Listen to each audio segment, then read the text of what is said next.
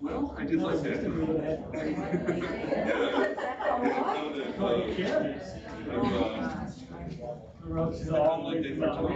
doing very good. I know you. Hey, I really appreciate the conversation with you. It was perfect. Perfect for me, I think. Good. Thank you. I'd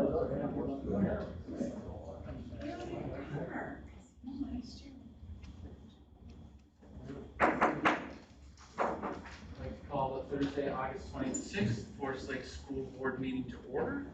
Please rise to the Pledge of Allegiance. I pledge allegiance to the flag of the United States of America and to the republic for which it stands, one nation, under God, indivisible, with liberty and justice for all.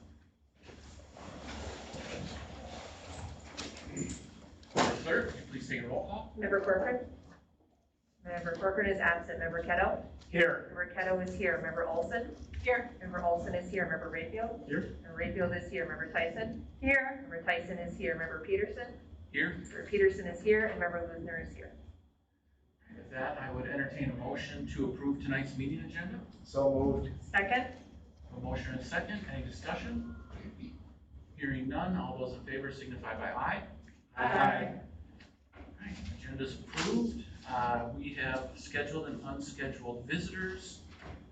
Member Tyson, do you want to give a report? Yes, we had 17 people speak tonight on various topics of masking, CRT. All right, I do have one green card here. Is it Mendelin Eggerman? Mandolin. I apologize. It's Mandolin Eggerman. Hi, I didn't know I was going to go first, so I'm like really nervous.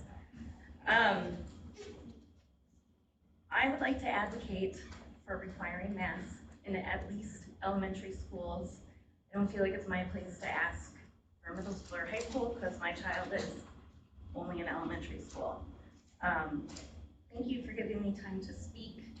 It's great to see so many parents here that are obviously interested in their kids' education. It seems to me that no matter which side you're on the debate, everybody agrees that kids should be in school, in person. But is not requiring masks the way to achieve that goal? Lucky for us, other states have already gone back to school not requiring masks. So what has happened? There's tens of thousands of kids that are in quarantine. They're not in school. There's entire classrooms that are also in quarantine, not in school. Whole schools are shut down. They're not in school. There's kids in hospitals, and all because you can't have them wear masks. Best way to ensure that kids get to stay in school in person is by requiring masks along with following all the other mitigation guidelines. If it is more important to you as a parent that your kid not wear a mask, the online school option is available to you. Up to this point, I have been proud of this school board and very happy with how you've been handling everything throughout the pandemic. You've been responsive, decisive, communicative, and have made decisions based on the recommended guidelines. Please do not change course now. I believe that all school board decisions should keep the safety of all students as their top priority. Now, I'm not going to talk about the science, the numbers, or the experts. I would like to appeal to your conscience. This is your watch.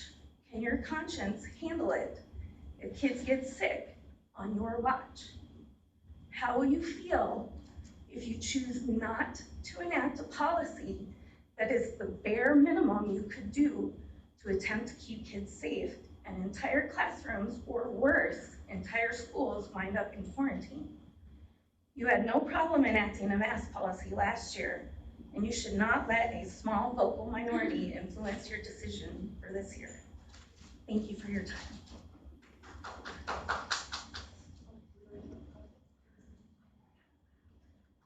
Thank you for speaking. With that, we'll move on to positive happenings. Anyone like to go first? different happenings, two things. I had the opportunity yesterday to attend the 3rd annual Forest Lake High School Career Launch Business Summit. It was yesterday, I lost track of my time. But I attended that, and I have to do a shout out to Mark Miron and Molly Bonnet for just a great program. It was wonderful.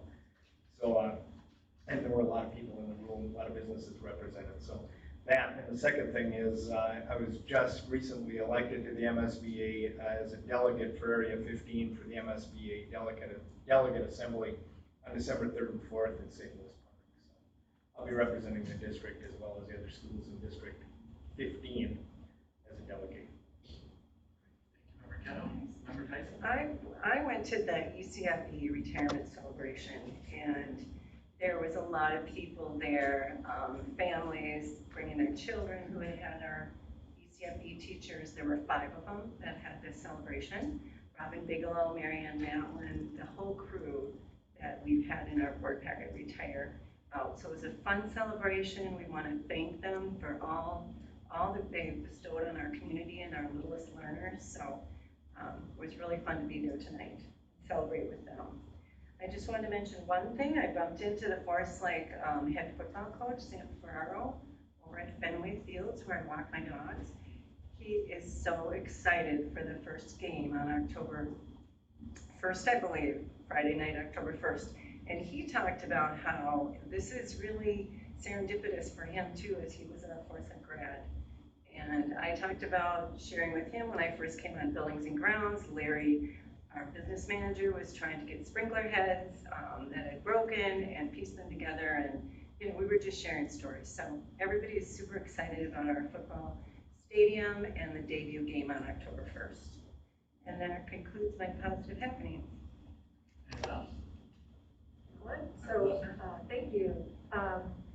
I had the opportunity to go to watch the Stomp Out Suicide 5K, see some board member running in it, stealing your thunder. But I was really there to support our marching band through Community Ed. They did a great job. I think every 5K should have a marching band at 2.5 miles because people were dancing and running, and it was a really nice portion of the race, and the kids really enjoyed it. And there was some sideline discussion about how we can support the marching band becoming a bigger part of our community again after the rebuilding couple of years. So it was a good turnout, and these are kids that are volunteering to do it. And the second thing is Community Ed soccer. We've been going to a lot of games and seeing the talent out on the fields and how hard these kids try from 4-year-olds up to 6th graders. It's really great to see how the skills definitely change. And we had the parents versus kids tournament, and parents did well. So, but the kids had a lot of fun. So they got rained out tonight, but they'll be finishing their last game next week. This is my report. Member Luther, anyone else? I had the opportunity to go out west on vacation this last month, which was awesome. We went to Yellowstone and the Black Hills, and then I did have the great pleasure of running in the Stomp Out Suicide 5K. I finished it, running the entire 5K, so I consider that an accomplishment all on its own. I did well. All right, with that, we'll move on to reports. Anybody, workshops, conferences? Something to add. Just want to give MSBA a shout out for their virtual summer seminar. I know we already highlighted that our superintendent and staff reported on our equity to the MSBA group. I just wanted to mention that Katie Peckel and Dr. Kim Gibbons, they gave the report on the Minnesota Safe Learning Survey, and it's by CARE, which is the Center for Applied Research and Educational Improvement.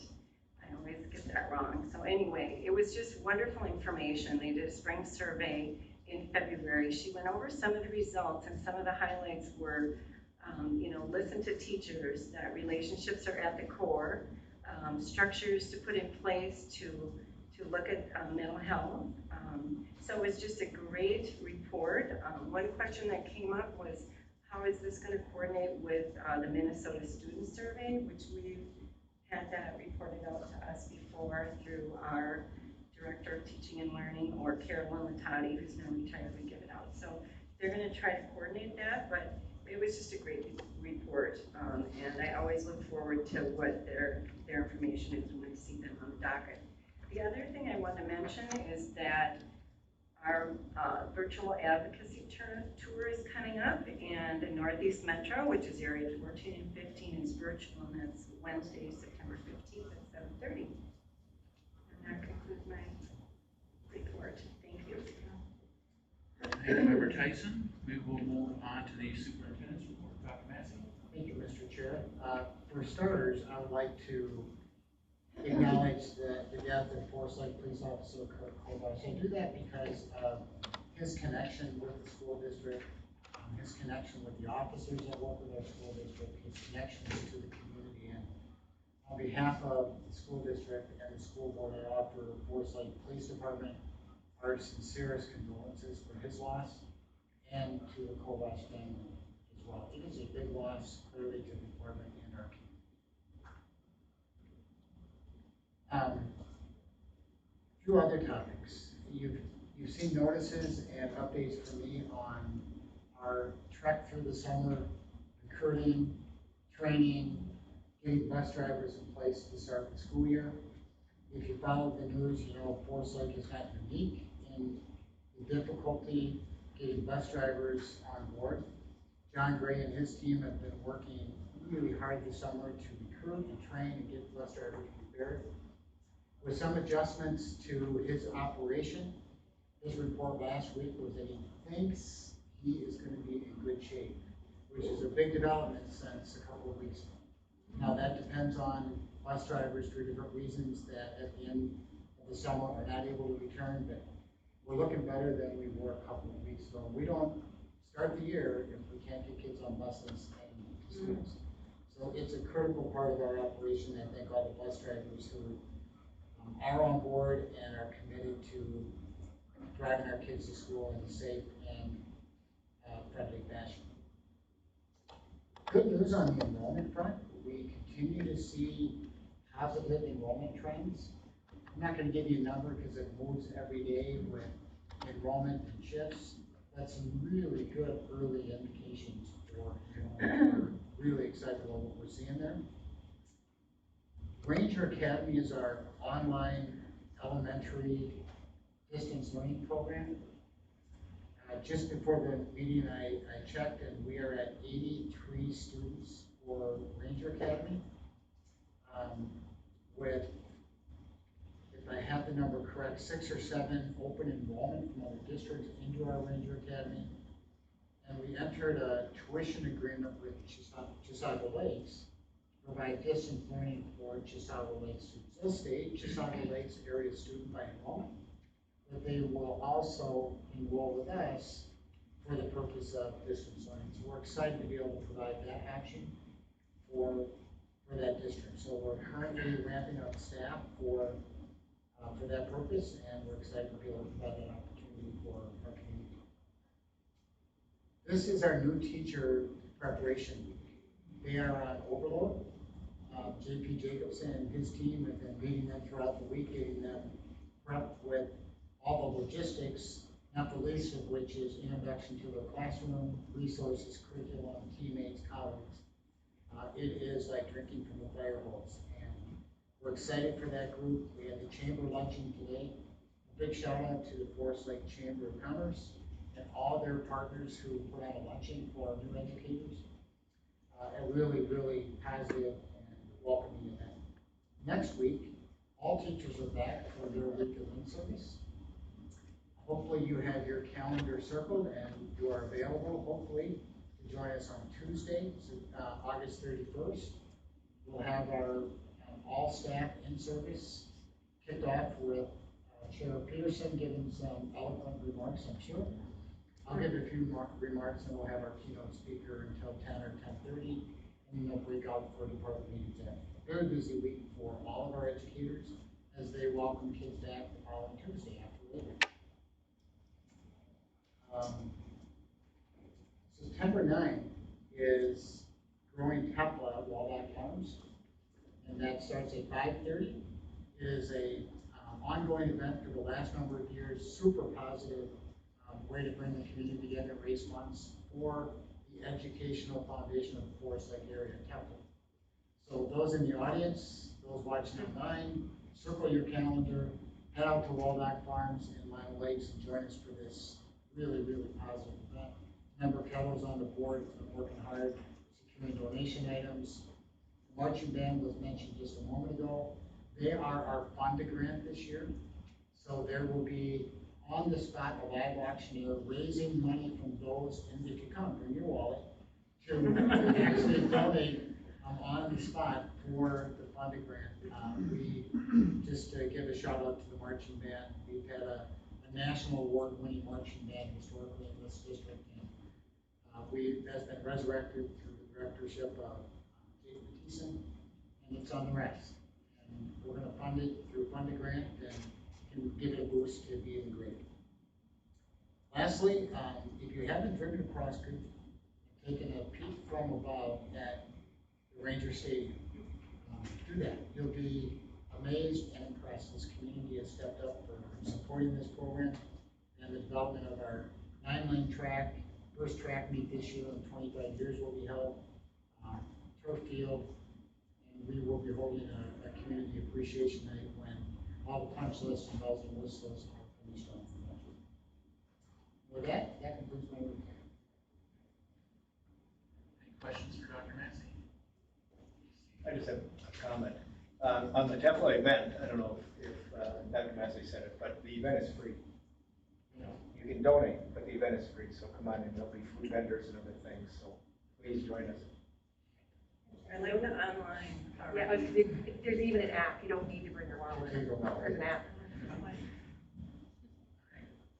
Thank you, Member Kettle. With that, we'll move on to tonight's consent agenda. Do we have a motion to approve tonight's consent agenda? Member Chair, I'd like to add a last-minute amendment or an adjustment to the licensed personnel, the green sheet in your packet, and add for your approval tonight a full-time position for Ranger Academy due to the increased enrollment that I spoke to before. So I would ask for that amendment to the licensed personnel sheet. So if we could first, Authorization of positions is first have a motion and a second. For the Motion to approve the addition, the amendment to 7.4. First, just the consent agenda, then we can do the amendment. Oh, okay. Amendment for the consent agenda, addition. First, I need a motion on the floor for the consent agenda first. Member Motion Tyson. to approve the consent agenda. Thank you. Second? And a second? The amendment for 7.4 classified personnel. I second. license, excuse me. Or license, sorry. Do we have any discussion on the amendment? Is there a person in mind or just a blank check? It's a permission to hire for that position. Okay. Okay. Any further discussion on the amendment? Okay. All those in favor of amending the consent agenda, signify by aye. Aye. All right, with that, is there any discussion on the amended motion to approve tonight's consent agenda? I guess we don't discuss this consent agenda, so we'll move right on to a vote. All those in favor of approving tonight's consent agenda, signify by aye. Aye. Motion passes. All right, we will move on to action items. A1, donations. Member Kettle, would you want to read tonight's donations? I would, thank you very much, Chair. Tonight we have a total for the district of $5,128.14 in donations, ironically from two organizations. $4,600.28.14 from the Forest Lake Dance Team Boosters for payment for dance uniforms for the 2021 and 2022 season, and $500 from the American Legion Auxiliary Unit 225 to provide school supplies for Forest View Elementary and Forest Lake Elementary students. On behalf of the district, we'd like to thank both of those organizations for their donations, and I would move that we accept them and permit their use as designated by the donors. So second. Motion and a second. Discussion? I just want to say thank you to the community. It's always so nice to hear these read at every board meeting. The amount this community gives to the district is, I'm sure, unmatched by any other community. So I'm With that, all those in favor of approving tonight's donation signify by aye. Aye. Motion passes. We'll move to A2, ratify the 2020-2022 Technology Specialist Association Agreement. Dr. Massey. Thank you, Mr. Chair. I'm happy to report that we have a tentative agreement with our technology specialists for this agreement for the years 2020 through 2022. It is within the school board parameters for negotiating these contracts. I will point you to the changes on page 4, which strike fair share language. You'll see throughout date changes and those kind of things. I won't highlight those, but you can see those throughout. On page 24, you will see consistent with other agreements, a $250 annual increase in district contribution to 403B. On page 32, on the salary schedule, those represent a 2% in the first year and a 2% in the second year salary schedule improvement. With that, administration recommends approval. We have a motion on A2. So moved. Second? Motion and a second. Discussion? Just have one question for the superintendent. How many are in this group? You always challenge me with that, but it's 5, 6, 5 or 6, so 10. 10. 10. I'm gonna go with 10 because our HR directors give me that good number out now. Thanks, We have 10. So how many are 12-month and non-12-month? I'm just wondering how that breaks down, given the, some of the allocations in here. Yeah, I believe one of the positions is 12 months and the others are school. Okay. Okay. And the supervisor is the director of teaching and learning, right? Supervisor would be our supervisor of information systems, Mr. Brockman, under the supervision of our director of teaching. Very good. Thank you so much. Member Luther? No, it's not as good as cash, but a sincere thank you, because this has been a very tough year for technology. And I think that we've figured out a way, with all the help from a lot of people, to get technology in the classrooms and in the hands of kindergartners through 12th graders, and email and hotspots. And this has been a really big year. So the best I can say is thank you. Any further discussion? Hearing none, Member Clerk, would you please take roll call? Member Ketto. Aye. Member Olson. Aye. Member Rayfield. Aye. Member Tyson. Aye. Member Peterson. Aye. And Member Luther votes aye. That will move to A3, the COVID-19 case matrix. Dr. Massey. Thank you, Mr. Chair. I will present a couple of quick slides to review a recommendation and ask for your approval tonight on A3.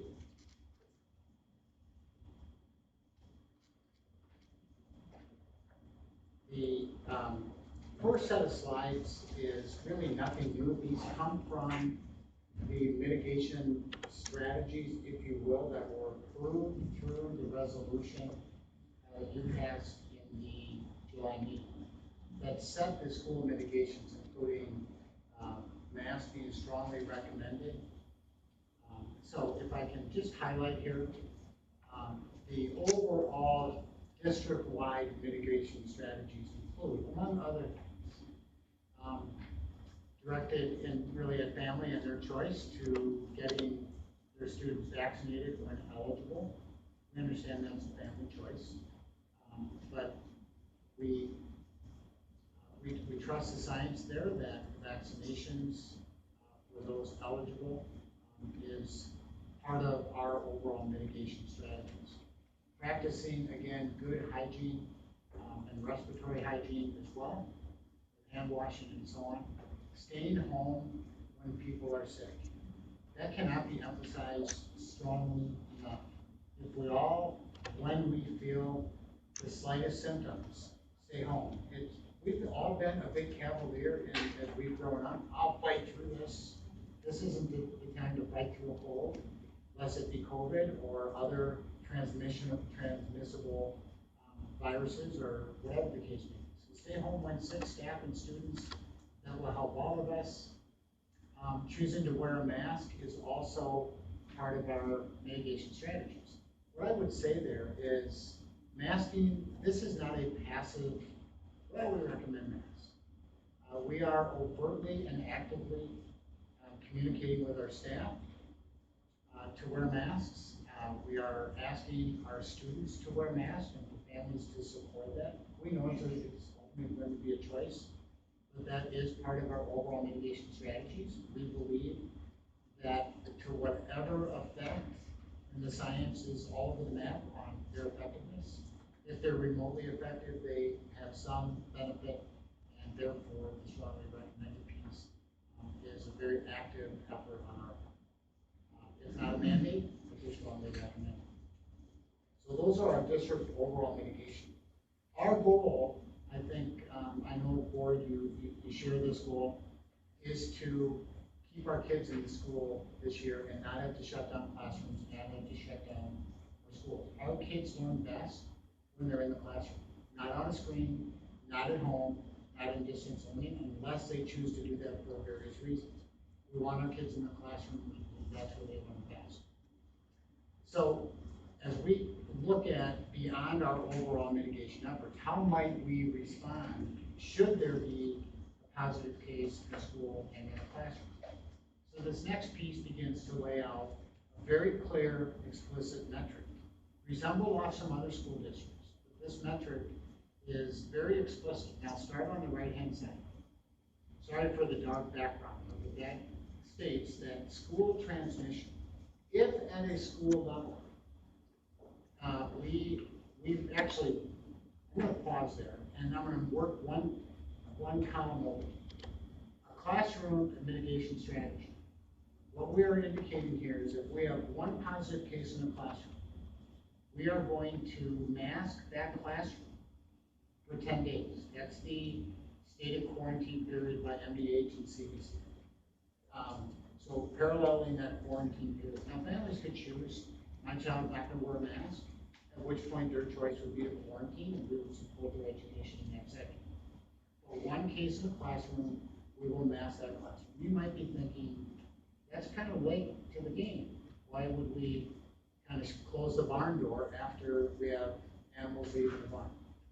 If there is asymptomatic spread because we have a case in that classroom, masking may be effective.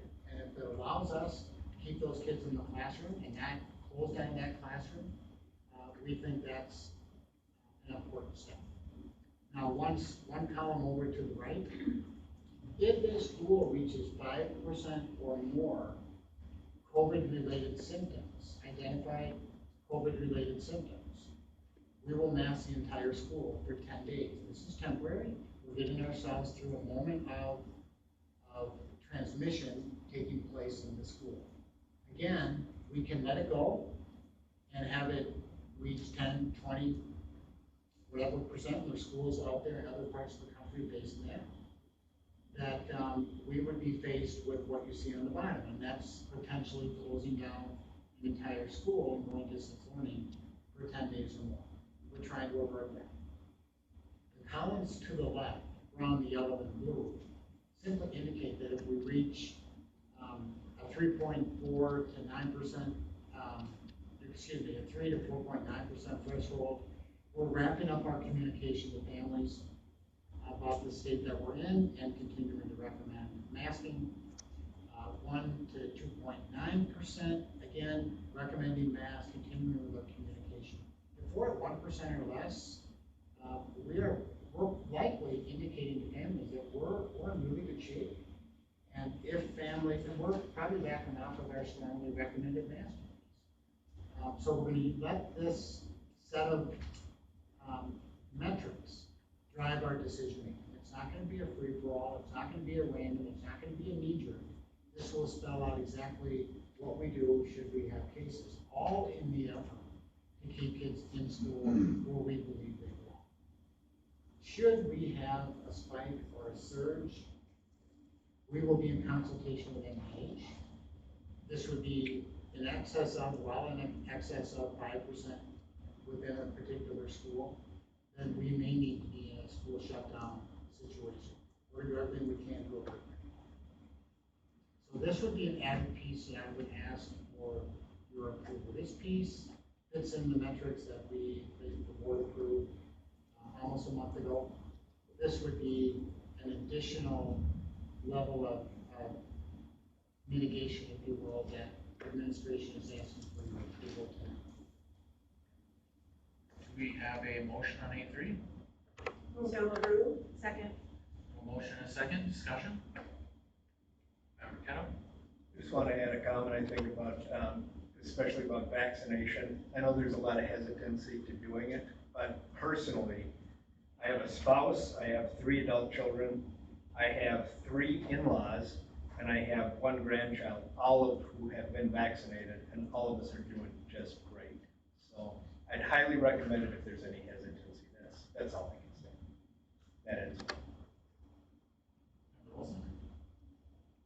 For masks or against masks, I don't think anybody could argue with the logic of this matrix. It makes a lot of sense, and it really does start with those mitigation talking points that we talked about. Stay at home when you're sick, wash your hands, etc. I did have a question about the middle school and high school. Is this applying to them? Now, this would apply to pre-K 6. That's our population that's not eligible for vaccination. So we've got all those mitigation strategies that you see. Of course, we'll watch spreading in the schools. If we have an outbreak in the middle school or high school, we'll be in consultation with MDH as well, about whether or not that would result in shutdown for a short period of time for middle school or high school. Member Rayfield? Yeah, thank you. I mean, for me, I remember last year when we decided to be more open than other schools, and we, you know, as a board, we've tried to do that. We've tried to be a little more open, a little more, you know, a little more open. And the last year, it didn't work out for us. We started seeing cases come. We had a hard time with people being quarantined, filling those spots. And we were able to quickly see that things were not working out. And then we had to go back into remote learning again, right? That was a perfectly reasonable response. We took a little bit of a risk opening the classroom. We saw that it was not working out, and we responded. And I think the same is true here. When I think about, you know, the kids wearing masks, I'm okay with the idea of, you know, being a little bit, you know, liberal and not having them wear the mask initially. But if we see problems, I think then that's when we have to be smart. We have to start, you know, ramping up and using those protective methods. And so I agree with this 100%. I also think that, you know, as I reminded parents back when last year, is that what happens in the home is critically important as well, because it's what kids oftentimes bring to the school that gets spread at the school. And so that I think we still, as parents, we have to be smart about, you know, getting vaccinated, taking precautions, just being smart, because COVID's not gone.